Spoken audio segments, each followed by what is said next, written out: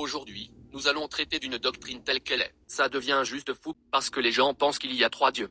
Dieu le Père, Dieu le Fils, et puis ils font entrer l'Esprit en tant que Dieu. Mais ils l'appellent le Saint-Esprit.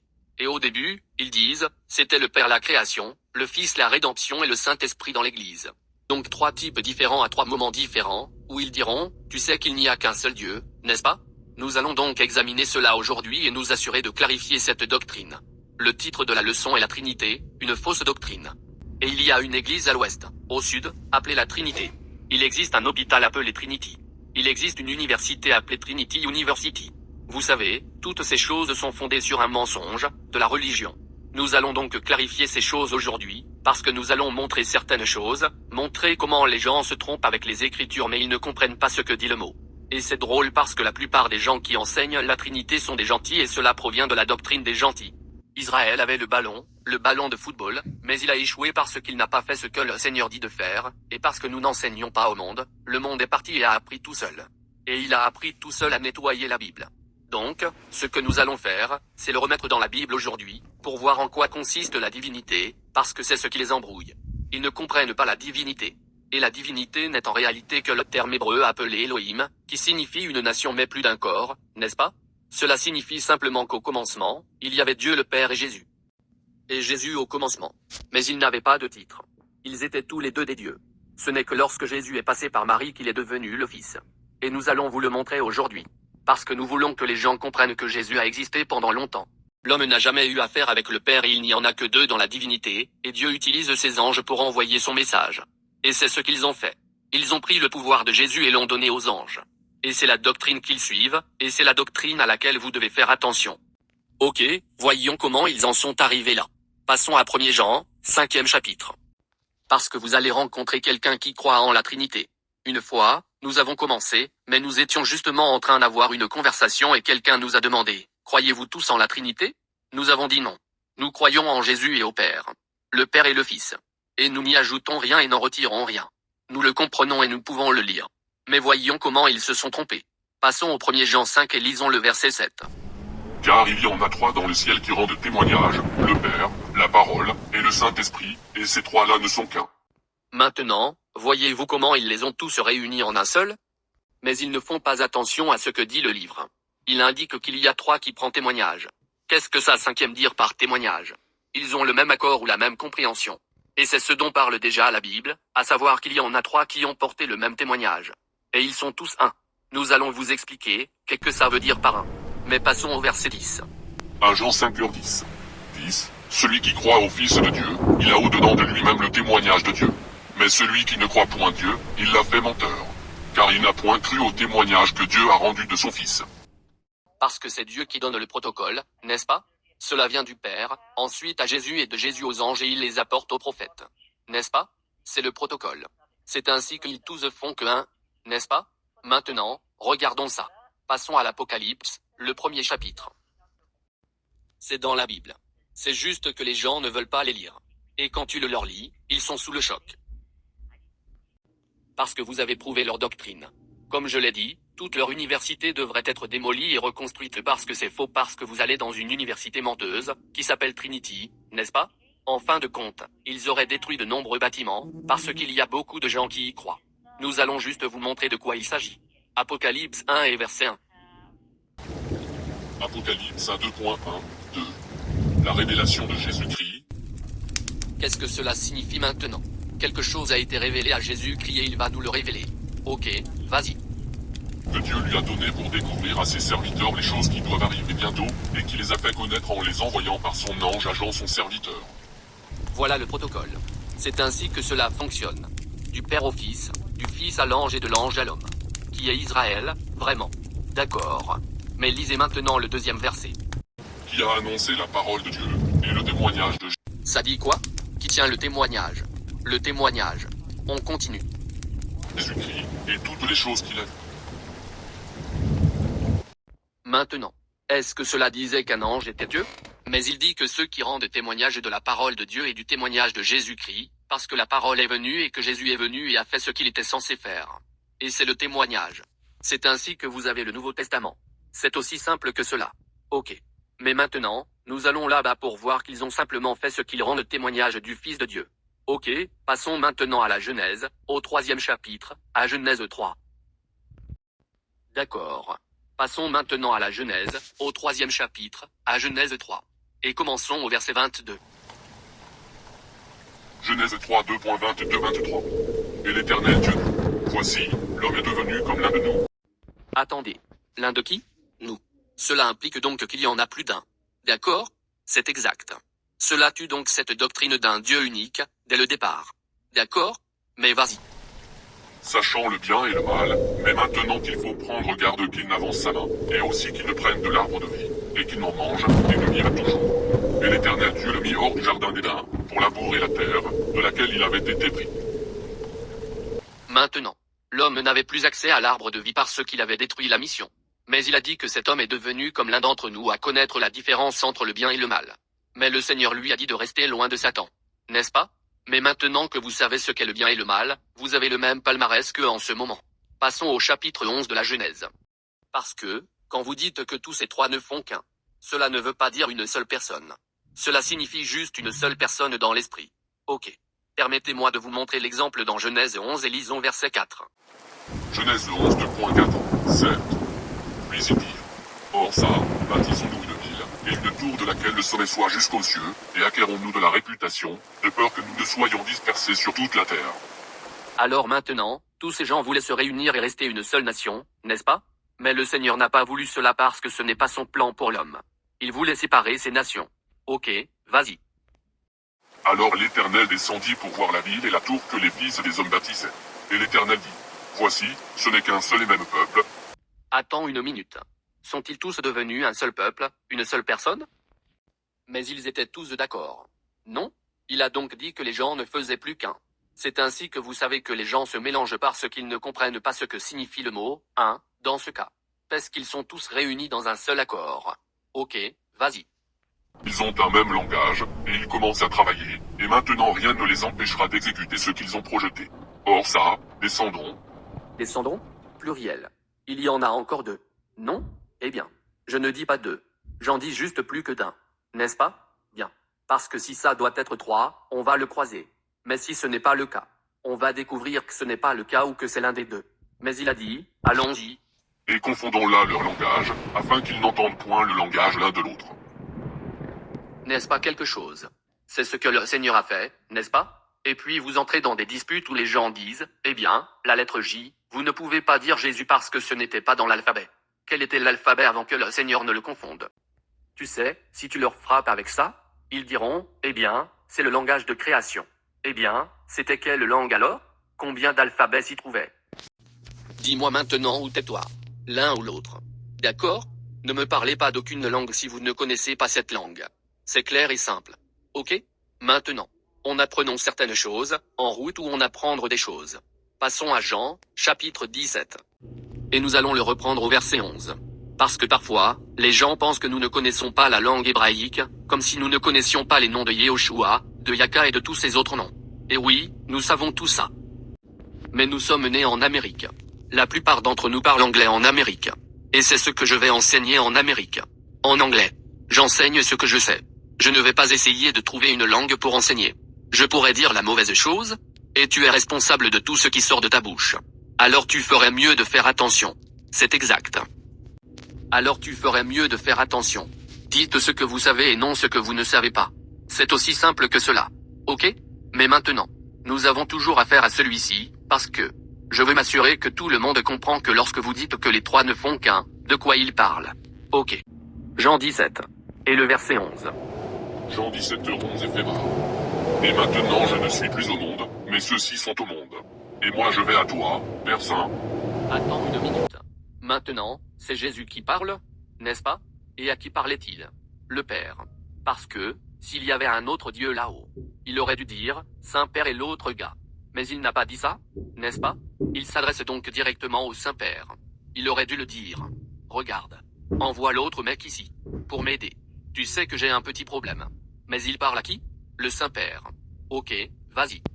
Garde-les en ton nom, ceux, dis-je, que tu m'as donnés, afin qu'ils soient un, comme nous sommes un. Wow, wow. Comment pourront-ils ne faire qu'un avec le Fils et le Père s'ils ne font pas ce qu'il dit? N'est-ce pas? Mais ils ne deviennent pas un seul corps ou un seul individu. Ils ne font qu'un, dans l'esprit. Ils sont au même accord. Ok? Passez maintenant au verset 18. Jean 17 2.18-22. Comme tu m'as envoyé au monde, ainsi je les ai envoyés au monde. Et je me sanctifie moi-même pour eux, afin qu'eux aussi soient sanctifiés dans la vérité. Sanctifiés par quoi? Par la vérité. Et nous sommes tous ici en un seul accord, parce que nous sommes ici le jour du sabbat. N'est-ce pas? Où le monde ne pense pas comme nous, où ils ne sont pas au même accord comme nous, parce qu'ils ont une autre religion. Mais nous ici, nous sommes tous dans un seul accord. Or je ne prie point seulement pour eux, mais aussi pour ceux qui croiront en moi par leur parole, afin que tous soient un, ainsi que toi, Père, et moi en toi. Alors maintenant ils ne font plus qu'un. N'est-ce pas? Parce qu'ils ont la même compréhension. Et c'est la même chose que vous devez avoir pour être au même accord avec le Seigneur.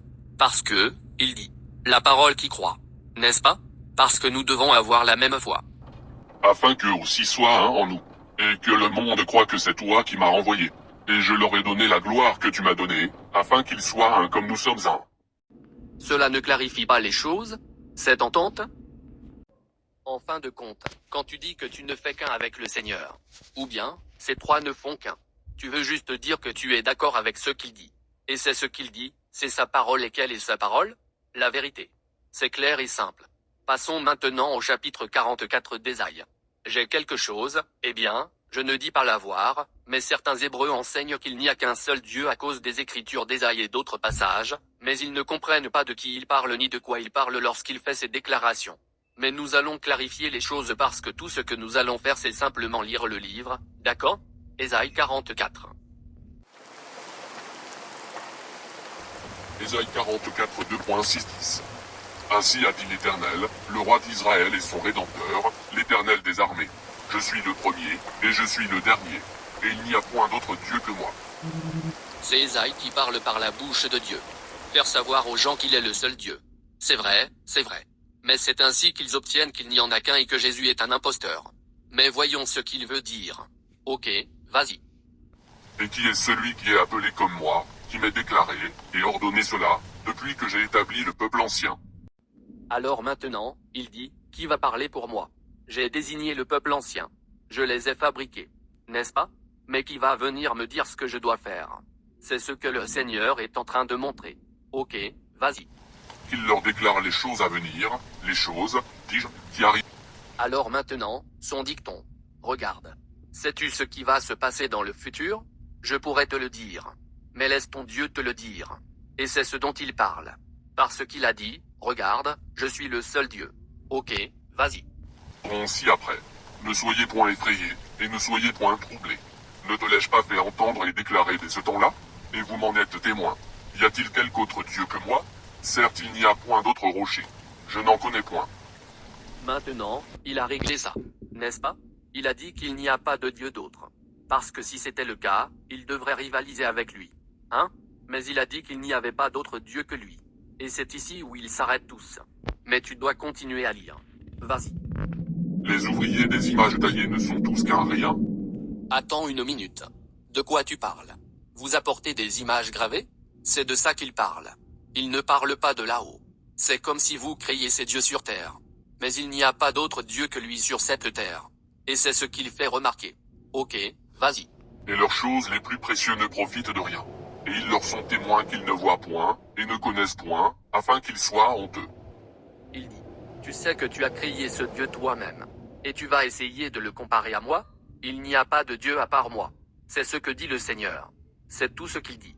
Parce qu'en fin de compte, tu n'as jamais eu affaire avec le Père. Tu as affaire avec Jésus. Ok, vas-y. Mais qui est-ce qui a formé un Dieu fort, et qui a fondu une image taillée, pour n'en avoir aucun profit? Maintenant, est-ce qu'il parle du Père? Non, il parle de tout ce paganisme, de toutes ces idoles que l'homme doit essayer de rentabiliser pour certains. Il a dit qu'il n'y avait pas d'autre Dieu que moi. C'est aussi clair que cela. Mais lorsque vous traitez avec quelqu'un sur ce sujet, assurez-vous qu'il continue à lire. Ne vous arrêtez pas là où il est dit qu'il n'y a pas de Dieu à côté de moi. En fait, la conversation avait eu lieu encore plus tôt. Revenez au chapitre 43. Parce que quand tu commences à faire venir d'autres dieux, le Seigneur s'énerve. Parce qu'il a dit qu'il était un Dieu jaloux. Non? Alors il parle à l'homme. Et a dit, tu ferais mieux de ne te prosterner devant rien d'autre que moi. Mais il ne dit pas qu'il n'y a pas de Père au ciel. Il dit qu'il n'y a pas d'autre Dieu sur terre que lui. Maintenant, lisons le chapitre 43, verset 10. Ésaïe 43, 2.10-12. Vous êtes mes témoins, dit l'Éternel, et mon serviteur aussi, que j'ai élu. Maintenant, à qui parle-t-il? Israël. Ok, vas-y alors. Afin que vous connaissiez, et que vous me croyiez, et que vous entendiez que c'est moi. Il n'y a point eu de Dieu fort avant moi, qui ait rien formé, et il n'y en aura point après moi. Maintenant, est-ce que c'est clair? Parce qu'il parle de créer quelque chose. N'est-ce pas? Ou faire quelque chose et il a dit qu'il n'y en avait pas avant moi et qu'il n'y en aura pas après moi. Tu peux faire ce que tu veux. Mais ce n'est pas rentable pour rien. Ok, vas-y. C'est moi qui suis l'Éternel, et il n'y a point de sauveur que moi.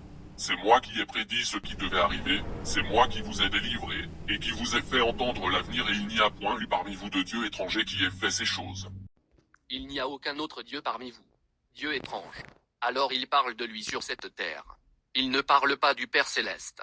Et c'est là qu'ils passent à côté de l'essentiel, parce qu'ils ont cet état d'esprit, parce que c'est ce qu'ils veulent avoir. Et ils refusent de lire le livre des psaumes. Parce que nous venons de lire les psaumes 6. Eh bien, comment ce qu'il n'y a rien à dire de bon dans l'Ancien Testament? Parce qu'ils essaient de dire que l'Ancien Testament n'est pas bon. Tout cela parce qu'ils ne le comprennent tout simplement pas. C'est tout. Et vous êtes mes témoins, dit l'Éternel, que je suis le Dieu fort. Parce qu'il a dit qu'il pouvait te dire la fin dès le début. Il pourrait te montrer quelque chose. Et il a dit, vous êtes mes témoins. Et toi tu vas te prosterner devant autre chose? Tu le mets vraiment en colère. C'est aussi simple que cela. Parce que quand les gens disent qu'ils ont bien compris la Bible, mais disent qu'il y a une Trinité, ou ils disent qu'il n'y a qu'un seul Dieu, c'est parce qu'ils ne veulent pas savoir ou parce qu'ils savent et ne veulent pas le dire. Et la Bible vous montre qu'ils détiennent parfois la vérité, quand ils devraient dire la vérité. Romains 2.18-20. Car la colère de Dieu se révèle pleinement du ciel sur toute impiété et injustice des hommes qui retiennent injustement la vérité captive. Certaines de ces personnes savent la vérité, mais ils ne vous le diront pas. Beaucoup de gens le savent. Beaucoup de ces églises de dimanche savent quel jour est le jour du sabbat, mais leurs prêtres ne veulent pas faire volte-face et faire ce qui est juste. Ok, mais vas-y. Parce que ce qui se peut connaître de Dieu est manifesté en eux, car Dieu le leur a manifesté. Tu ne vas pas me dire que tu es allé à l'université pendant 4 ans? Et vous vous spécialisez en théologie, et vous n'avez jamais lu quelque chose sur le jour du sabbat? Ou vous n'avez jamais lu sur les lois alimentaires? Comme même. Et vous allez sortir de là et dire 3 jours et 3 nuits, du vendredi saint au dimanche? 4 ans à l'université? Ou même avoir un doctorat en religion? Je regarde des fois, quelques documentaires ils possèdent, et ils ont toujours ce doctorat, provenant de telle ou telle université baptiste. Et ils sont tellement bêtes. Ils font des déclarations stupides. Je regardais et cette dame a dit que Pierre était en train de se rendre à Rome et qu'il avait été pendu la tête en bas. Et il a demandé à être pendu la tête en bas parce qu'il ne voulait pas être pendu la tête en haut, comme sans Dieu. Lis-moi ça. Le Seigneur n'a-t-il pas dit à ses disciples de ne pas suivre la voie des gentils? Et tu vas le déplacer de Jérusalem à Rome? Et l'appeler le premier pape? Si j'avais une brique, j'irais le lancer sur ma télé, parce que c'est fou quand on essaie de te mettre ce genre de choses dans la tête. Et ils font appel à des personnes titulaires d'un doctorat, et parce qu'ils veulent que tout le monde les croie, mais ils ne m'appellent pas. Interviewez-moi et je mettrai fin à toute l'émission. Dans 5 minutes. Pas besoin d'1 heure de documentaire. Ne suivez pas le chemin des gentils. Cela tuerait toute la religion, un seul couplet, mais je ne recevrai pas cet appel. Mais revenons à la leçon. En fin de compte, c'est. Ils détiennent la vérité parce qu'ils savent certaines choses mais ils veulent proférer des mensonges. Car les choses invisibles de Dieu, savoir tant sa puissance éternelle que sa divinité, se voient comme à l'œil par la création du monde. Parce que vous pouvez revenir en arrière, et le Seigneur vous explique comment il a tout créé, et il a dit que c'est clairement visible. Mais ils ont tout gâché. Le Seigneur a dit d'apporter 7 par 7 d'autres animaux purs, n'est-ce pas? Qu'est-ce qu'ils enseignent? 2 par 2. Tu ne vas pas me dire que tu n'as pas lu Genèse 6 et 7. Tu ne peux pas me dire ça. Tu dois lire le premier chapitre de la Bible si tu es étudiant en théologie, non? Tu dois le faire. Ok, vas-y.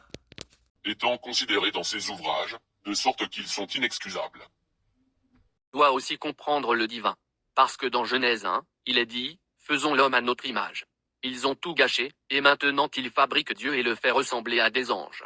Ou bien ils appellent Michael, qui est un ange. Un dieu. N'y est-ce pas qu'ils disent que Jésus est Michael aussi? Ils ne font que tout déformer. Mais au début, il vous dit tout et vous explique comment tout ça a été créé. C'est clair et simple. Passons maintenant à Exode, chapitre 23. Parce qu'une chose qu'ils disent, c'est qu'il n'y a nulle part dans la Bible où les anges sont appelés le Saint-Esprit. Vous ne lisez simplement pas. Parce que, moi je vais vous le montrer ça maintenant. On peut tuer cette notion avec 2 écritures. Je vais même vous en montrer 3. Exode 23, verset 20. Exode 23 2.20-22. Voici, j'envoie un ange devant toi, afin qu'il te garde dans le chemin, et qu'il t'introduise au lieu que je t'ai préparé. Très bien, maintenant. Qui guide les gens que le Seigneur a placés là-bas? Un ange. Et cet ange va parler aux gens aussi, alors il va leur donner des instructions. Ok, vas-y. Donne-toi de garde de provoquer sa colère, et écoute sa voix, et ne l'irrite point. Car il ne pardonnera point votre péché. Parce que mon nom est en lui. Maintenant, un ange, peut-il te pardonner? Mais il est capable de travailler pour le Seigneur, n'est-ce pas? Mais en fin de compte, il a dit qu'il ne pardonnerait pas votre transgression. Il va venir me dire tout ce que tu fais. Parce que tu n'as pas obéi à sa voix. Et le nom du Seigneur est écrit en lui. Mais allez-y. Mais si tu écoutes attentivement sa voix, et si tu fais tout ce que je te dirai, je serai l'ennemi de tes ennemis, et j'affligerai ceux qui t'affligeront. Donc, en fin de compte, tu dois obéir, non? Donc, si tu n'obéis pas, devine quoi? Il va se retourner contre toi, car il a dit de ne pas le provoquer. Parce que quand tu provoques quelqu'un, tu le mets en colère, non? Alors ne provoquez pas son ange. Ok, passons au juge du 2e chapitre. Et là, vous allez voir qu'Israël n'a pas écouté. Et si vous n'écoutez pas, quelque chose va se passer. Juge 2 et verset 1. Juge de 2.1-4. Or l'ange de l'Éternel monta de Gilgal à Bokim, et dit, je vous ai fait monter hors d'Égypte. Attends une minute. Cet ange parle comme s'il était Dieu. N'est-ce pas? Je t'ai fait venir en dehors de l'Égypte. Mais qui l'a commandé? C'est le Seigneur. Ok, vas-y. Et je vous ai fait entrer au pays dont j'avais juré à vos pères, et j'ai dit, je n'enfreindrai jamais mon alliance que j'ai traitée avec vous. Israël a-t-il créé une société avec les anges? Ils ont conclu une alliance avec le Seigneur, mais c'est le Seigneur qui a dit que son nom est en lui, alors il agit et parle comme s'il était Dieu. Ok, mais vas-y. Et vous aussi vous ne traiterez point alliance avec les habitants de ce pays. Vous démolirez leurs autels. Mais vous n'avez point obéi à ma voix. Qu'est-ce que vous avez fait? Il parle comme s'il était Dieu, non? Mais c'est un ange qui parle pour le Seigneur. Ok, vas-y. Et j'ai dit aussi, je ne les chasserai point de devant vous, mais ils seront à vos côtés, et leurs dieux vous seront en piège. Et il arriva qu'aussitôt que l'ange de l'Éternel eut dit ces paroles à tous les enfants d'Israël, le peuple éleva sa voix, et pleura. Ne l'ont-ils pas provoqué? Ils l'ont vexé, et maintenant il va les affliger un peu, non? Il va laisser tous ces problèmes les contourner et ne pas les protéger du tout. Mais maintenant, ils pleurent parce qu'ils savent que des problèmes vont survenir. Ok, passons maintenant au chapitre 63 d'Ésaïe parce que nous savons maintenant que c'était un ange que les gens ont provoqué et que le Seigneur lui a dit de ne pas le provoquer et nous allons voir ce qu'ils feront. Ésaïe 63. Ésaïe 63 2.9-11. Et dans toute leur angoisse il a été en angoisse, et l'ange de sa face les a délivrés. Lui-même les a rachetés par son amour et sa clémence, et il les a portés, et les a élevés en tout temps. Mais ils ont été rebelles, et ils ont contristé l'esprit de sa sainteté. Ils ont vexé qui? Alors cet ange s'appelle le Saint-Esprit? Ça détruit leur doctrine sur place. Alors ne faites jamais de déclaration que vous ne pouvez pas prouver. Car alors, ta doctrine est morte. Et tu n'as nulle part où t'enfuir. Mais ensuite ils diront, eh bien, tu es dans l'Ancien Testament. Nous allons vous en montrer plus. Allons-y et finissons-en. C'est pourquoi il est devenu leur ennemi, et il a lui-même combattu contre eux. Et on s'est souvenu des jours anciens de Moïse, et de son peuple. Où est celui, a-t-on dit, qui les faisait remonter hors de la mer, avec les pasteurs de son troupeau? Où est celui qui mettait au milieu d'eux l'esprit de sa sainteté? Où a mis le Saint-Esprit? En Israël. N'est-ce pas? Donc, en fin de compte, l'ange est un esprit saint. Tant que ce n'est pas un mauvais esprit. Si tu suis Satan, tu es un ange maléfique. Et tu es un mauvais esprit, parce que tu es un être spirituel. Comme je l'ai dit, faites attention à votre bouche et ne faites pas de déclarations stupides, à propos de la Bible que vous ne comprenez pas. Vous feriez mieux de dire, je ne sais pas. Mais puisque vous l'avez dit, nous avons dû prouver le contraire, purement et simplement. Passons à Hébreux, le 1er chapitre. Vous allez lire le Nouveau Testament? Et voyez ce que cela dit, car il y a une religion ici qui dit que Michael est Jésus. Mais ils disent qu'il est un archange. N'est-ce pas? Voyons si un ange peut être Dieu. Si vous le frappez avec ce verset à la porte d'entrée, ils s'enfuiront. Ils vont s'enfuir. Hébreux 1 verset 1. Hébreux 1 2.1, 2. Dieu ayant anciennement parlé à nos pères par les prophètes, à plusieurs fois, et en plusieurs manières, nous a parlé en ces derniers jours par son Fils, qu'il a établi héritier de toutes choses, et par lequel il a fait les siècles. Cela aurait dû dire fils s'ils étaient trois. N'est-ce pas? Parce que si Jésus est Jésus Junior, cela aurait dû être Jésus le second ou quelque chose comme ça. Non? Ça aurait dû être au pluriel. Mais ce n'est pas le cas. Nous venons de voir le Père et le Fils. Ok, passez maintenant au verset 5. Hébreux 1 2.5, 9. Car auquel des anges a-t-il jamais dit, tu es mon fils, je t'ai aujourd'hui engendré. C'est le moment où ils vont regarder leur montre et se dire qu'ils doivent s'en y aller. Alors, auquel des anges a-t-il dit, tu es mon fils engendré, pas un seul. Mais est-ce que l'ange est Dieu? Non. C'est impossible. Mais on ne peut pas dire que le Saint-Esprit est Dieu. Saint-Esprit n'est qu'un terme d'argot pour Esprit Saint. C'est ça. C'est tout ce que c'est. Ok, mais vas-y encore. Et ailleurs, je lui serai père, et il me sera fils. Il devrait y avoir un S dessus, ou au pluriel. Ça devrait dire fils et frère ou quelque chose comme ça. Mais il ne dit pas ça. Ok, allons-y. Et encore, quand il introduit dans le monde son fils premier-né, il a dit, et que tous les anges de Dieu l'adorent. Car quant aux anges, il a dit, faisons des vents les anges, et de la flamme de feu ses ministres. C'est tout ce qu'ils sont. Des ministres. Ils font passer le message. Quand il l'a envoyé et qu'il a dit ça, c'est tout leur travail. Ce sont des servants. Ils ne sont pas Dieu et ils doivent tous adorer qui? Le Seigneur. Tous comme nous. C'est vrai? Ils ne sont pas au-dessus de Dieu, car ce serait de la concurrence. Et ça c'est ce que le Seigneur n'aime pas. Il a chassé Satan. N'est-ce pas?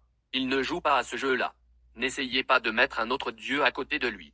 Il a dit qu'il n'y avait pas d'autre Dieu que moi. Il vous l'a dit dans les Écritures. Mais il est dit quant au Fils, ô Dieu, ton trône demeure au siècle des siècles. Maintenant, c'est le Père qui parle à Jésus, en disant, ton trône, ô Dieu. Alors il vient juste de lui appeler Dieu. N'est-ce pas? Alors où est ce troisième Dieu? Tu dois pouvoir le voir quelque part. Et le sceptre de ton royaume est un sceptre d'équité. Tu as aimé la justice, et tu as haï l'iniquité, c'est pourquoi, ô Dieu, ton Dieu t'a oint d'une huile de joie par-dessus tout est semblable. Parce que Jésus est le seul oint, n'est-ce pas? C'est alors qu'il est devenu le Christ. Cela aurait dû être Christ au pluriel. Si ça devait être trois, non? Mais nous n'avons pas de Christ au pluriel. Nous n'avons qu'un seul oint. Revenons maintenant à la Genèse. Premier chapitre, parce que je vais me lancer dans celui-ci. Quand ils essaient d'en mettre trois dans la Bible, mais ça ne dit pas ça.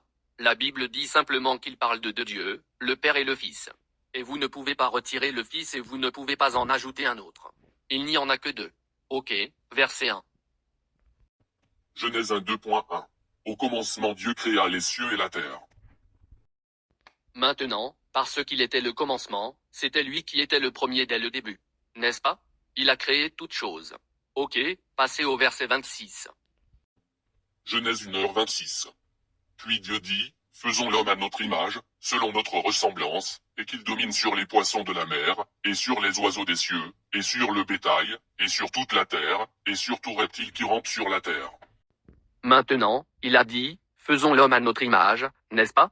Donc, si vous voulez être créés selon le Seigneur, vous devez ressembler au Seigneur, n'est-ce pas? Alors, mais le Saint-Esprit ressemble-t-il au Seigneur? Voyons à quoi ressemble ce Saint-Esprit ou à quoi ressemble un ange. Ok, passons à Ézéchiel, le premier chapitre.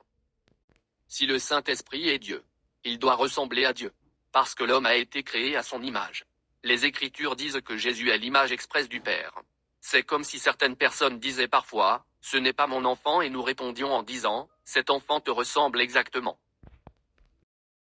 Parce que c'est une image explicite, non? C'est ce qu'il a dit. Faisons l'homme à notre image. Voyons à quoi ressemblent ces anges. Ézéchiel 1. Ézéchiel 1 2.4, 7.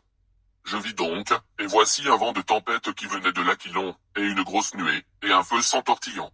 Et il y avait autour de la nuée une splendeur, et au milieu de la nuée paraissait comme la couleur du hasmal, lorsqu'il sort du feu. Et du milieu de cette couleur de hasmal paraissait une ressemblance de 4 animaux, et c'était ici leur forme. Ils avaient la ressemblance d'un homme. Et chacun d'eux avait 4 faces. Ça a détruit l'idée de ressembler à un homme. N'est-ce pas? Ils ont 4 visages parce qu'ils doivent regarder dans tous les sens. Parce qu'ils doivent protéger le Seigneur. Le Seigneur a entouré de chérubins. Ils doivent le soutenir tout le temps. Ils doivent être capables de le protéger de toutes parts. Et chacun 4 ailes. Et leurs pieds étaient des pieds droits. Et la plante de leurs pieds était comme la plante d'un pied de veau. Ne savez-vous pas quand ils ont créé cette image de Baphomet, qui est le dieu maçonnique ou le dieu païen? Ne sais-tu pas qu'on fait une tête de chèvre avec des pattes de veau? Tu ne l'as pas remarqué? Ils vous font juste savoir que Satan est un ange. Le dieu que vous suivez. Et ils étincelaient comme la couleur d'un air impoli. Alors maintenant, est-ce qu'un homme ressemble à ça? Peut-il être un dieu? Non. Parce qu'il n'est pas à l'image expresse de Dieu. N'est-ce pas? Passons au chapitre 10 d'Ézéchiel. Et nous allons expliquer plus clairement quel type de tête ils ont. En fin de compte, sachez qu'un ange ne peut pas être Dieu. Ézéchiel 10 2.8-14. Car il apparaissait dans les chérubins la figure d'une main d'homme sous leurs ailes. Alors maintenant, il est juste en train de vous faire savoir que chacun a un corps d'homme quelque part autour de sa tête, n'est-ce pas? Mais il a des ailes. Je peux vous lire des Écritures, où Jésus, après sa résurrection, est apparu à ses disciples alors qu'ils avaient la porte fermée. Il n'avait pas d'ailes ni rien sur le dos, mais ils ont su que c'était lui quand ils l'ont vu. Il les avait fait peur, mais ils savaient que c'était lui. J'entends des gens dire tout le temps, j'ai hâte de prendre mes ailes parce qu'ils veulent être comme un ange. Je veux être comme Jésus, je n'ai pas besoin d'ailes. Je veux juste pouvoir flotter et ne pas avoir à m'inquiéter de quoi que ce soit. Puis je regardais, et voici 4 roues près des chérubins, une roue auprès d'un des chérubins, et une autre roue près d'un chérubin. Et la ressemblance des roues était comme la couleur d'une pierre de chrysolite. Et quant à leur ressemblance, toutes 4 avaient une même façon, comme si une roue eût été au-dedans d'une autre roue. Quand elles marchaient, elles allaient sur leurs 4 côtés. Et en marchant, elles ne se tournaient point, mais au lieu vers lequel le chef tendait, elles allaient après lui. Elles ne se tournaient point quand elles marchaient. Non plus que tout le corps des chérubins, ni leur dos, ni leurs mains, ni leurs ailes. Et les roues, savoir leurs 4 roues, étaient pleines d'yeux alentour. Et quant aux roues, on les appela, moi l'entendant, un chariot. Et chaque animal avait 4 faces. La première face était la face d'un chérubin, et la seconde face était la face d'un homme, et la troisième était la face d'un lion, et la quatrième la face d'un aigle. Maintenant, tu t'imagines courir vers quelqu'un comme ça? C'est pourquoi, lorsque vous lisez les Écritures où on dit que l'ange a apparu, et ils ont eu peur. Tu aurais peur aussi, tout dépend du visage qu'il te montre. Parce que s'il te montre cette tête de lion, tu risques d'avoir des problèmes. En fin de compte, les anges ne sont pas créés à l'image de Dieu, ils ne peuvent donc pas être Dieu. Apocalypse 4 2.6, 8. Et au-devant du trône il y avait une mer de verre, semblable à du cristal. Et au milieu du trône et autour du trône 4 animaux, plein d'yeux devant et derrière. Et le premier animal était semblable à un lion. Le second animal était semblable à un veau. Le troisième animal avait la face comme un homme. Et le quatrième animal était semblable à un aigle qui vole. Et les 4 animaux avaient chacun 6 ailes alentour. Et par-dedans ils étaient pleins d'yeux. Et ils ne cessent point de dire jour et nuit, Saint, Saint, Saint, le Seigneur Dieu Tout-Puissant, qui était, qui est, et qui est à venir. Lequel va arriver? Jésus, non? Mais il l'appelle Seigneur Dieu Tout-Puissant. N'est-ce pas? Où est l'autre gars? Jésus a sûrement eu des renforts, s'il y en avait un troisième. Il l'appellerait par son nom, non? Ou lui donner un titre ou quelque chose comme ça? Mais il n'y est pas. Les seuls qu'il a avec lui, ce sont des anges. Jésus ne l'a-t-il pas dit au pilote? Si je voulais le royaume maintenant, mon père enverrait des légions d'anges ici. Il n'a pas dit qu'il enverrait mon frère. C'est ce qu'il aurait dû dire, non? Mais il a dit que je ferai venir des anges ici et que je n'ai besoin de personne d'autre, parce que les anges me serviront et feront ce que je leur dis de faire. Mais ce n'est pas encore le temps. C'est juste ça. Passons maintenant à Jean, le premier chapitre. Nous y sommes allés tous, juste pour prouver qu'il n'y a simplement pas de un seul Dieu et qu'il n'y a pas de Dieu trinitaire, mais qu'il n'y a que 2 dieux, Dieu le Père et Dieu le Fils. Ok. Jean 2.1, 2. Au commencement était la parole, et la parole était avec Dieu. Et cette parole était Dieu. C'est combien? 2. Parce que la parole, c'est Dieu. Le mot signifie le représentant. C'est le porte-parole. Et il était Dieu, et il était avec Dieu. N'est-ce pas? Allez-y. Elle était au commencement avec Dieu. Attends une minute. Donc, il l'était au début? Donc ça veut dire, quand nous lisons « Faisons l'homme à notre image », ils étaient 2. Ont-ils dit « Écoutez, descendons et confondons-nous leur langue ». Descendons et faisons de nous un homme. N'est pas vrai que le Seigneur a dit que j'ai nommé l'homme.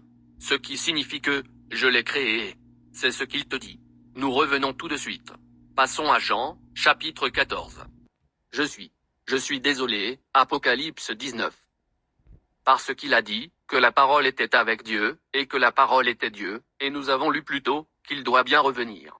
N'est-ce pas? Dieu Tout-Puissant. Ok, Apocalypse 19. Apocalypse 19 2.11-15. Puis je vis le ciel ouvert, et voici un cheval blanc. Et celui qui était monté dessus était appelé fidèle et véritable, qui juge et combat justement. C'est ce que beaucoup de gens ne savent pas à propos de Jésus. Quand il viendra, c'est à ce moment-là que le jugement aura lieu. Ils pensent qu'ils sont jugés à chaque fois que tu meurs. Tout le monde ira au paradis ou en enfer. Qui donc ressuscitera à la résurrection alors? Si tout le monde y va déjà. Mais ça c'est une autre leçon, parce que c'est une fausse doctrine. Et ses yeux étaient comme une flamme de feu. Il y avait sur sa tête plusieurs diadèmes, et il portait un nom écrit que nul n'a connu, que lui seul. Yaka? Non. Yoshua? Non. Personne ne le sait, parce que le Seigneur a dit que quand il viendrait, il nous apporterait une langue pure. Et les gens disent, eh bien, c'est de l'hébreu. Non, ça ne l'est pas. Parce que si c'était du hébreu, nous reviendrions à cette langue, n'est-ce pas? Mais nous allons avoir une langue que personne ne connaît. Mais ça ne peut pas être en hébreu. Ok, vas-y. Il était vêtu d'une robe teinte dans le sang, et son nom s'appelle la parole de Dieu. Comment s'appelle-t-il? La parole de Dieu. N'est-ce pas ce que nous avons lu dans le premier chapitre de Jean? Et il était au début et il va revenir. Mais il ne va pas être gentil cette fois, il reviendra avec colère. Ok, vas-y. Et les armées qui sont au ciel le suivaient sur des chevaux blancs. Alors pourquoi son frère n'est-il pas avec lui? De quelle armée possède-t-il? Les saints et ses anges, qui vont être avec lui. Il n'a personne d'autre. C'est aussi simple que cela. Ok, vas-y. Vêtu de fin lin blanc, et pur. Et il sortait de sa bouche une épée tranchante, pour en frapper les nations. Car il les gouvernera avec une verge de fer. Maintenant. Attends une minute. Maintenant je suis jumeau. Mon neveu est jumeau. Maintenant, si j'ai un frère, je veux ma portion et régner aussi. Oui, comment se fait-il que Jésus ait tout obtenu? N'est-ce pas, que l'autre personne devrait recevoir quelque chose? Mais il n'obtiendra rien. Parce que, il va régner ici. C'est dit. Il va détruire les nations et les gouverner avec une barre de fer. Comment se fait-il que personne d'autre ne puisse partager cette partie? Je pourrais vous lire dans la Bible, où le Père a donné à Jésus la moitié de son royaume. N'est-ce pas? Et puis Jésus vous a offert son royaume, à vous. Si vous faites ce qu'il a dit. Où est le troisième homme? Bien sûr, il y aurait eu des instructions pour l'autre frère. Il y a des années passées, mon père m'a acheté, à mon frère et à moi, un seul vélo. Sais-tu que nous nous sommes battus comme des chats et des chiens pour avoir un tour sur cette bicyclette? Un jour même, il a réussi à me dépasser le temp. Parce que, on avait environ une demi-heure à chacun. J'avais un bâton et je l'ai frappé sur son dos. Il est tombé de ce vélo et mon heure est arrivée. Et puis mon père a su qu'il devait aller chercher 2 vélos là-bas parce que nous allions nous battre après ça. Et il disait que c'est ce qu'il ferait la prochaine fois. Parce que quand c'est mon tour, c'est mon tour. On n'était que des enfants, et maintenant nous sommes donc des adultes. C'est une véritable histoire. Donc, est-ce que vous voyez ce que je veux dire? Quand il s'agit d'un autre, bien sûr, il devrait avoir quelque chose. Je sais que je serais jalouse si je n'obtenais rien. Mais le seul avec lequel Jésus ou Dieu ait jamais rivalisé ou pensé pouvoir rivaliser, au paradis, était Satan le diable. Et que lui est-il arrivé? Il s'est fait virer. C'est aussi simple que cela. Et il foulera la cuve du vin de l'indignation et de la colère du Dieu Tout-Puissant. En fin de compte, il n'y a qu'un seul Dieu le Père et Dieu le Fils, et un seul revient ici pour détruire les nations de cette terre. C'est aussi simple que cela. Ok, revenons à Jean au premier chapitre. Jean 1 2.3. Toutes choses ont été faites par elle, et sans elle rien de ce qui a été fait, n'a été fait. Maintenant, il parle de la parole de Dieu qui a tout créé, parce que nous avons lu qu'au commencement, Dieu a créé quoi? Les cieux et la terre. N'est-ce pas? Allez-y. Passons au verset 10. Jean 1h10. Elle était au monde, et le monde a été fait par elle. Mais le monde ne l'a point connue. Non, maintenant, n'est-ce pas vrai? A-t-il créé tout ce qui était? Dieu était manifesté dans la chair et le monde ne savait même pas. Même son propre peuple ne le savait même pas, n'est-ce pas? Passons au verset 14. Jean 1h14. Et la parole a été faite chair, elle a habité parmi nous, et nous avons contemplé sa gloire, qui a été une gloire, comme la gloire du Fils unique du Père, pleine de grâce et de vérité. Tu sais, j'ai surligné le mien car il est dit le seul engendré. Parce que s'il y en avait un troisième, on aurait dit qu'il avait engendré, mon frère et moi. Hein? Mais il est dit qu'il est le Fils unique du Père. Ok, passez au verset 18. Jean 1h18. Personne ne vit jamais Dieu. Le Fils unique qui est au sein du Père, est celui qui nous l'a révélé. Maintenant, vous n'avez jamais vu le Père, mais vous avez vu Jésus. Vous allez au chapitre 24 d'Exode et dites que 70 gars y sont allés et ont vu Dieu, n'est-ce pas? Mais tu n'as jamais vu le Père. Tu lis les Écritures. Quand un type a dit avoir vu Dieu, il a pensé qu'il allait mourir. Et quand le Seigneur l'a dit à Moïse, je peux venir te voir, mais tu ne peux pas voir ma face. C'est vrai. Oui, c'est ça. Ok, passons maintenant à Jean, chapitre 14. Jean 14. Jean 14 2.15-17. Si vous m'aimez, gardez mes commandements. Cela ne fait pas partie de cette leçon, mais c'est juste là. Vous ne pouvez tout simplement pas le laisser ne pas être lu. C'est Jésus qui parle. Si tu l'aimes, que faire? Gardez ses ordres. Allez-y. Et je prierai le Père, et il vous donnera un autre consolateur. Attends une minute. Un autre qui? En fin de compte, le consolateur ne peut pas être là en même temps que Jésus est là, non? C'est vrai. Il a donc dit, je vais prier le Père et vous donner un autre réconfort, car il est aussi un consolateur en ce moment, il peut demeurer. Pour demeurer avec vous éternellement. Savoir l'esprit de vérité, lequel le monde ne peut point recevoir. Parce qu'il ne le voit point, et qu'il ne le connaît point. Mais vous le connaissez, car il demeure avec vous, et il sera en vous. Alors maintenant, que voulez-vous dire par demeurer avec vous, et en vous? Cela signifie que vous êtes, avec lui, vous êtes dans le même accord. Ok, passez au verset 24. Jean 14 2.24-26. Celui qui ne m'aime point, ne garde point mes paroles. Et la parole que vous entendez n'est point ma parole, mais c'est celle du Père qui m'a envoyé. Je vous ai dit ces choses demeurant avec vous. Mais le consolateur, qui est le Saint-Esprit. Donc, le consolateur c'est quoi? Le Saint-Esprit. Et nous savons que c'est ce que veut dire l'Esprit Saint. Ok, allez-y. Que le Père enverra en mon nom, vous enseignera toutes choses, et il vous rappellera le souvenir de toutes les choses que je vous ai dites. Maintenant, est-ce que ça sonne comme s'ils sont égales? On dirait que le Saint-Esprit est un serviteur. Parce qu'il ne dira que ce qu'il a à te dire, pas vrai? Eh bien, il va apporter un message. N'est-ce pas ce que font les anges? Il apporte un message. Il n'est pas Dieu. Ok, passons maintenant au chapitre 16. Jean 16 2.7. Toutefois je vous dis la vérité, il vous est avantageux que je m'en aille, car si je ne m'en vais, le consolateur ne viendra point à vous. Sachez que les deux ne peuvent pas être là en même temps. À nous, a-t-il dit. Parce que cet ange ne va rien faire tant que je suis sur terre, parce que je suis ici. Ok, vas-y. Mais si je m'en vais, je vous l'enverrai. Et quand il sera venu, il convaincra le monde de péché, de justice, et de jugement. De péché, parce qu'il ne croit point en moi. Alors maintenant, il leur fait savoir, que cet ange, ne le provoque pas non plus, n'est-ce pas? De la même manière, il l'a dit dans Exode tout à l'heure. Ok, passons au verset 12.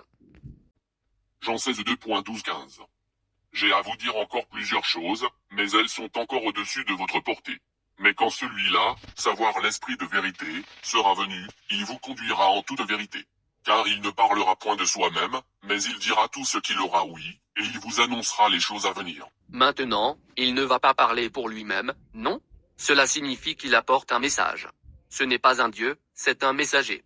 N'est-ce pas ce que nous lisons dans Hébreux, chapitre 1er? Ce sont des ministres spirituels. Ok, vas-y. Celui-là me glorifiera. Car il prendra du mien, et il vous l'annoncera. Tout ce que mon Père a, est mien. C'est pourquoi j'ai dit, qu'il prendra du mien, et qu'il vous l'annoncera. Alors maintenant, comme je l'ai dit, vous ne pouvez pas faire de ces personnes l'égale à Dieu et vous ne pouvez pas faire de lui Dieu. Cela ne fonctionne tout simplement pas. Nous voyons clairement qu'il s'agit d'un ange que le Seigneur va envoyer pour donner confiance aux personnes et il va vous guider dans toute la vérité. Et tu ne peux pas le provoquer parce que tu le provoques. Il va te faire du mal. C'est aussi simple que cela. Ok, passons maintenant au chapitre 9 de Néhémie. Nous allons vous montrer comment le Seigneur a toujours eu ses anges avec nous. Et cet ange n'était pas un dieu, et il lui a toujours donné un titre. Néhémie 9. Néhémie 9 2.18-20. Et quand ils se firent un veau de fonte, et qu'ils dirent, voici ton Dieu qui t'a fait monter hors d'Égypte, et qu'ils te firent de grands outrages, tu ne les abandonnas pourtant point dans le désert par tes grandes miséricordes. Même s'il a dit, regarde. Même lorsqu'ils ont créé cet animal païen pour l'adorer, le Seigneur ne les a toujours pas abandonnés, n'est-ce pas? Même s'il a dit, je suis un Dieu jaloux. Ne créez pas d'autres dieux avant moi. Ok, vas-y. La colonne de nuée ne se retira point de dessus de jour, pour les conduire par le chemin, ni la colonne de feu de nuit, pour les éclairer dans le chemin par lequel ils devaient aller. Et tu leur donnas ton bon esprit pour les... Maintenant, il a donné quel esprit pour les instruire? Son bon esprit. Il ne peut pas envoyer un mauvais esprit pour les instruire. Il a donc dû envoyer un Saint-Esprit pour les instruire. Mais où est ce Saint-Esprit? Est-ce Dieu? Non. Nous savons que c'était un ange, n'est-ce pas? Clair et simple, mais finissons-en. Rendre sages. Et tu ne retiras point ta manne loin de leur bouche, et tu leur donnas de l'eau pour leur soif.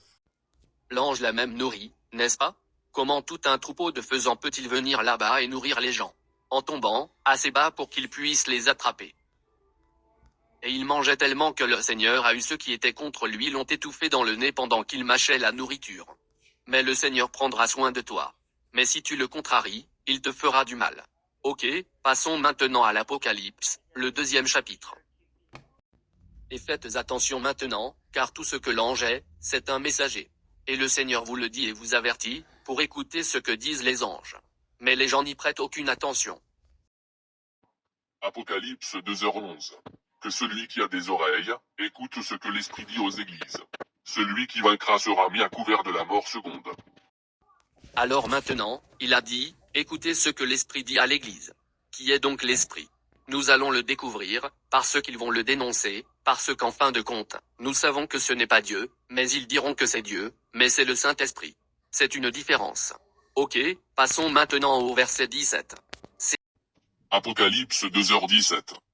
Que celui qui a des oreilles, écoute ce que l'Esprit dit aux églises.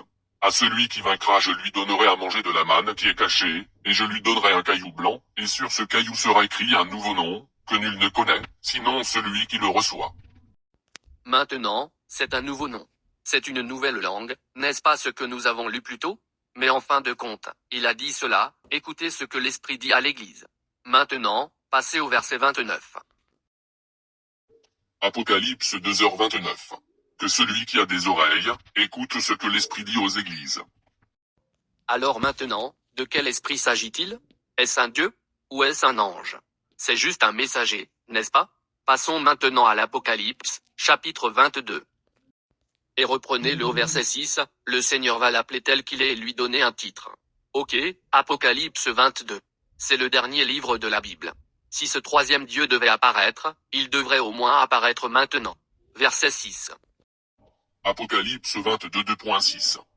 Puis il me dit, ces paroles sont certaines et véritables, et le Seigneur le Dieu des saints prophètes a envoyé son ange, pour manifester à ses serviteurs les choses qui doivent arriver bientôt. Alors maintenant, il l'a appelé comment? Un ange. Le Saint-Esprit est un ange. Passez au verset 16. Apocalypse 22h16. Moi, Jésus, j'ai envoyé mon ange pour vous confirmer ces choses dans les églises. Dans quoi? Dans les églises. Que celui qui a des oreilles entende ce que l'Esprit a dit à qui? Les églises. Et il l'a appelé comment? Un ange. Ne sais-tu pas que cela va à l'encontre de leur doctrine? Je veux dire, on vient de lire quelques écritures, et comme je l'ai dit, on a enfoncé le clou dans le cercueil. Je les ai enfoncés dans le sol et je les ai enterrés. Mais nous devons encore faire cette leçon, encore et encore, parce qu'ils n'ont pas arrêté cette doctrine. Finissez-la. Je suis la racine et la postérité de David. L'étoile brillante du matin. Maintenant, pourquoi dirait-il pas qu'il y en a un autre là? Parce que s'il est la racine, alors l'autre doit être la branche. S'il est là. Mais apparemment ce n'est pas le cas. C'est clair et simple. Psaume 2 2.1, 7. Pourquoi se mutinent les nations, et pourquoi les peuples projettent-ils des choses vaines? Les rois de la terre se trouvent en personne, et les princes consultent ensemble contre l'Éternel. Attendez. Contre le Seigneur et contre qui? Son oint. C'est juste pour te faire savoir. C'est le Christ, non? Et il faut qu'il vienne. Mais où est loin dans l'Ancien Testament? Il est juste là. Mais avez-vous dit qu'il y avait un troisième Dieu là-dedans? Non, juste loin. Et contre son loin. Rompons, disent-ils, leurs liens, et jetons loin de nous, leurs cordes. Celui qui habite dans les cieux se rit d'eux. Le Seigneur s'en moquera. Alors il parlera en sa colère, et il les remplira de terreur par la grandeur de son courroux. N'est-ce pas quelque chose? Le Seigneur sait que ces gens s'en prennent à lui. Il est probablement en train de rire là-haut. Il est probablement en train de demander au Père. Est-ce que tu vois ça? Parce qu'ils rigolent tous les deux. Parce que les hommes pensent que c'est si dur. Ils pensent avoir des armes qui peuvent tout tuer. Je me souviens que je regardais le film Transformé et qu'il y avait une scène où un mec noir disait, nous allons nous faire tuer. Parce que vous n'avez pas le pouvoir de vous opposer à quelque chose comme ça. C'est pareil pour le Seigneur. Mais les hommes ont cet état d'esprit. C'est pourquoi ils rient. Et moi, dira-t-il, j'ai sacré mon roi sur Sion, la montagne de ma sainteté. Où va se situer le royaume à présent? À Sion. Allez-vous au paradis? Non. Le royaume va exister ici même sur cette terre. C'est une autre leçon. Mais nous pouvons également le prouver. Ok, vas-y. Je vous réciterai quel a été ce sacré. L'Éternel m'a dit, tu es mon fils, je t'ai engendré aujourd'hui. Maintenant, attends une minute. Il y en avait 3 là-dedans? Non. Seulement 2. Le Père parle au Fils. C'est aussi simple que cela. Passons maintenant au psaume, chapitre 45. Psaume 45 2.1, 3. Masquille des enfants de Corée, qui est un cantique nuptial, donné au maître chancre, pour le chanter sur Sosanim. Alors maintenant, ça c'est juste David qui est le porte-parole du Seigneur, mais il parle, pour le Seigneur. Ok, vas-y. Mon cœur médite un excellent discours, et j'ai dit. Mes ouvrages seront pour le roi, ma langue sera la plume d'un écrivain diligent. Tu es plus beau qu'aucun des fils des hommes. La grâce est répandue sur tes lèvres, parce que Dieu t'a béni éternellement. Ô très puissant, saint ton épée sur ta cuisse, ta majesté et ta magnificence. Ok, il a dit très puissant, passez au verset 6. Psaume 45 2.6, 7. Tes flèches sont aiguës, les peuples tomberont sous toi. Elles entreront dans le cœur des ennemis du roi. Ton trône, ô Dieu, est à toujours et à perpétuité. Le sceptre de ton règne est un sceptre d'équité. 8. Tu aimes la justice, et tu es la méchanceté. C'est pourquoi, ô Dieu, ton Dieu t'a oint d'une huile de joie par-dessus tes compagnons. Alors maintenant, il y en a 3? Il n'y en a que 2. Il a dit, c'est pourquoi Dieu ton oint. N'est-ce pas ce que nous lisons, que c'est loin? Parce que 3 d'entre eux auraient dû être là, s'il y en a un 3e. Mais nous ne le trouvons pas, je ne le trouve pas. Je ne sais donc pas comment le monde a acquis cette doctrine sur la Trinité, alors qu'il y a que 2 dans la divinité. Psaume 110 2.1. Psaume de David.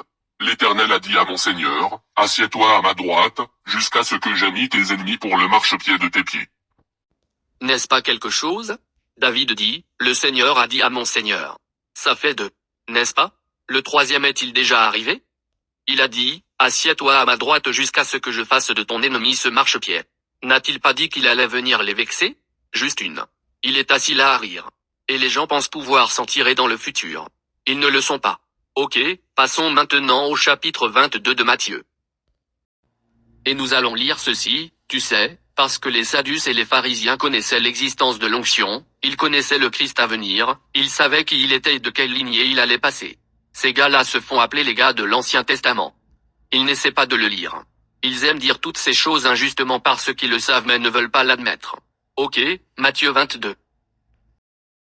Matthieu 22 2.41-45. Et les pharisiens étant assemblés, Jésus les interrogea, disant, que vous semble-t-il du Christ? De qui est-il fils? Alors maintenant, il a dit, quoi? En pensant à loin, de qui est-il le fils? Parce que c'est ce que Christ veut dire. Ok, vas-y. Ils lui répondirent, de David. Et il leur dit, comment donc David, parlant par l'Esprit, l'appelle-t-il son Seigneur? Disant, le Seigneur a dit à mon Seigneur, assieds-toi à ma droite, jusqu'à ce que j'aie mis tes ennemis pour le marchepied de tes pieds. Nous venons de le lire, n'est-ce pas? C'est ce qu'il a dit. Comment David peut-il l'appeler Seigneur? Allez-y. Si donc David l'appelle son Seigneur, comment est-il son fils? C'est une grande question, n'est-ce pas? Mais il a dit, le Seigneur a dit à mon Seigneur, assieds-toi à ma droite.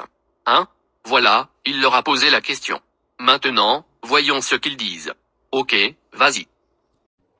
46. Et personne ne lui pouvait répondre un seul mot, ni personne n'osa plus l'interroger depuis ce jour-là. Fais-le taire. Parce qu'il le lui a fait savoir, parce qu'il a témoigné de lui-même, c'est vrai, parce qu'il leur a révélé qui il était. Il est le Christ et il est le Seigneur de David. Alors, comment pourrait-il être le fils de David? C'est une grande question. Mais est-ce qu'il a dit? Le Seigneur a parlé de mon Seigneur, un autre Seigneur. Il n'y a que deux seulement dans la divinité. Premièrement, parce que nous allons prouver que Jésus existe depuis longtemps et qu'il n'y a que lui et le Père, et vous n'avez jamais eu affaire avec le Père. Jean 17. Jean 17 2.1. Jésus dit ces choses. Puis levant ses yeux au ciel, il dit, Père, l'heure est venue, glorifie ton Fils, afin que ton Fils te glorifie. Maintenant, pourquoi embêterait-il le Père s'il y a un autre gars là-haut? Il pourrait appeler son frère et dire, écoute, moi je suis fini. Mets-moi debout. Aide-moi, Scotty. Quelque chose comme ça. Mais il a appelé le Père. Non? Passez maintenant au verset 4. Jean 17 2.4, 5. Je t'ai glorifié sur la terre, j'ai achevé l'œuvre que tu m'avais donnée à faire. Et maintenant glorifie-moi, toi Père, auprès de toi, de la gloire que j'ai eue chez toi, avant que le monde fût fait. Dis, redonne-moi la place que j'occupais avec toi avant même que tu ne crées le monde. Avant la création du monde, il était avec lui. Cela montre une présence, non? Pas avec eux, c'est avec lui. Ok, passons maintenant à Colossiens, le 3e chapitre. Pour la preuve qu'il y en a qu'un assis à la droite du Père. Ok, Colossiens 3. Colossiens 3 2.1. Si donc vous êtes ressuscités avec Christ, cherchez les choses qui sont en haut, où Christ est assis à la droite de Dieu. Et le frère? Non, juste Christ seul, et le Père c'est tout. Donc, si vous croyez cela, vous savez qu'il n'y en a que deux dans la divinité. Où est le troisième? Je ne le vois pas là-haut. Absolument. Ok, passons maintenant au chapitre 57 d'Ésaïe. Ésaïe 57 2.15. Car ainsi a dit celui qui est haut Celui qui est haut. Ça dit, celui qui est haut. On continue. et élevé, qui habite dans l'éternité duquel le nom est le Saint. J'habiterai dans le lieu haut et saint, et avec celui qui a le cœur brisé, et qui est humble d'esprit. Avec lui. Alors c'est un, et lui, pas eux. On continue. Afin de vivifier l'esprit des humbles, et afin de vivifier ceux qui ont le cœur brisé. Il a dit, il habite avec le Saint qui a l'éternité, dont le nom est saint, avec qui j'habite dans un lieu élevé et saint. Il aurait dû dire eux, s'il y avait trois. Nous savons qu'il y a des anges là-haut. Mais il parle du Très-Haut et du Saint. Il n'y a pas plus élevé que Dieu. C'est clair et simple. Passons au premier chapitre de Luc. Il y a des anges là-haut, mais ils ne l'ont pas considéré comme Dieu. Ils ne sont que des esprits. Ok, Luc 1, verset 5. Luc 1 2.5. Au temps d'Hérode roi de Judée, il y avait un certain sacrificateur nommé Zacharie, du rang d'Abia. Et sa femme était des filles d'Aaron, et son nom était Élisabeth. Bible. Alors maintenant, le Seigneur, ce type voulait avoir un fils et il a prié pour cela et a prié pour cela. Mais le Seigneur a attendu qu'il soit bien avancé en âge, lui et sa femme, avant de permettre que cela se produise. Mais maintenant, l'ange va lui apporter le message. Passez au verset 11. Luc 1 2.11-13. Et l'ange du Seigneur lui apparut, se tenant au côté droit de l'autel du parfum. Et Zacharie fut troublé quand il le vit. Maintenant, pourquoi a-t-il eu été troublé? Nous savons à quoi ressemblent les anges, non? C'est exact. Et s'il est arrivé avec toutes ses forces, il est probablement tombé. Il est descendu et a eu peur. Parce que si quelque chose comme ça apparaît devant toi, je sais que tu vas tomber. Oui, je connais Israël, cet endroit sera nettoyé. L'un d'eux est apparu ici en ce moment. Et je le serai. Je serai devant vous tous. Je vais te dire ceci. Mais il a dit qu'il avait eu des problèmes quand il l'a vu. Ok, vas-y. Et il fut saisi de crainte. Mais l'ange lui dit, Zacharie, ne crains point, car ta prière est exaucée, et Élisabeth ta femme enfantera un fils, et tu appelleras son nom Jean. Luc 1 2.18-20. Alors Zacharie dit à l'ange, comment connaîtrai-je cela? Car je suis vieux, et ma femme est fort âgée. Et l'ange répondant lui dit, je suis Gabriel qui me tient devant Dieu. Et, sais-tu qui je suis? Je m'appelle Gabriel. Je me tiens debout aux côtés de Dieu, mais je ne suis pas Dieu. Je ne suis qu'un messager. Mais comme tu ne m'as pas cru, je vais faire quelque chose. Ok, vas-y. Et qui a été envoyé pour te parler, et pour t'annoncer ces bonnes nouvelles.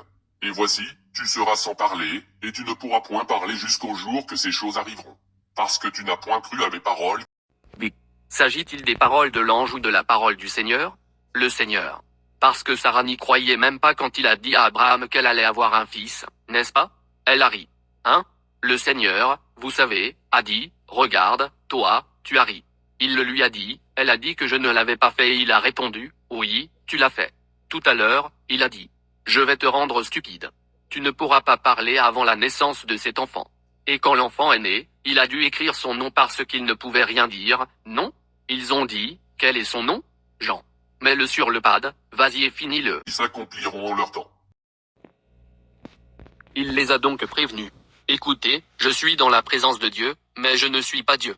C'est l'ange Gabriel, non? Est-ce que Jésus dit que j'habite avec Gabriel là-haut aussi? Il ne l'a pas appelé l'Éternel. N'est-ce pas? Mais nous savons que Gabriel se tient en présence de Dieu. Il n'est tout simplement pas considéré comme Dieu. Ok, dernière écriture, chapitre 22. Apocalypse 22 2.1, 3. Puis il me montra un fleuve pur d'eau vive, transparent comme du cristal, qui sortait du trône de Dieu et de l'agneau. Attends une minute. Où est ce troisième gars? Maintenant, c'est le dernier royaume, n'est-ce pas? Et il n'y a que le trône de Dieu et de l'agneau. Qui est l'agneau? Jésus. Ok, vas-y. Et au milieu de la place de la cité, et des deux côtés du fleuve était l'arbre de vie, portant 12 fruits, et rendant son fruit chaque mois. Et les feuilles de l'arbre sont pour la santé des gentils. Et toute chose maudite ne sera plus, mais le trône de Dieu et de l'agneau sera en elle. Je cherche ce troisième. Quand le dernier royaume sera créé pour toujours et il n'est pas là, où vont-ils y emmener? Ses serviteurs le serviront. C'est ça, nous allons avoir un service dans ce cadre. Mais les seuls qui seront là, c'est l'agneau et le Père. Et quiconque a fait la résurrection avec eux, tu seras considéré comme Dieu. Mais nous n'avons pas pu obtenir le troisième là-dedans. N'existe pas. Et c'est aussi simple que cela puisse être qu'il n'y a pas de Trinité. Il n'y en a que deux dans la divinité, le Père et le Fils. Et c'est tout. Et c'est la leçon. La Trinité de la fausse doctrine. J'espère que quelqu'un a compris. Merci pour le temps que vous m'avez accordé.